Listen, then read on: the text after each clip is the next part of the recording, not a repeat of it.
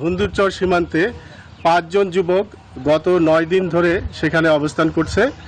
গত 14 June BSF তাদেরকে জোর করে বাংলাদেশের সীমানায় ঠেলে ফেলে দেওয়ার চেষ্টা করে এবং তখন স্থানীয় সীমান্তবাসী এবং বিজিবির বাধার মুখে তারা শূন্য রেখায় অবস্থান করে এবং এই 9 দিন ধরে এই 5 জন যুবক দুটি সীমান্তে শূন্য রেখায় অবস্থান করছে।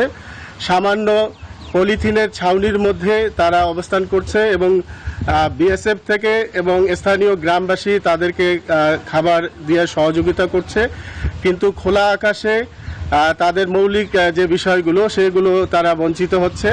তারা মূল ভূখণ্ডে যাওয়ার জন্য অস্থির হয়ে আছে, কিন্তু বিএসএফ পর্যায়ে পতাকা বৈঠক ব্যর্থ হওয়ার পর আলোচনা চলছিল, কিন্তু সেই আলোচনাও কোনো ফলপ্রসূ না হয় এই 5 জন দীর্ঘ 9 দিন ধরে গয়টাপাড়া এবং ভুন্দুরচর সীমান্তে অবস্থান করছে।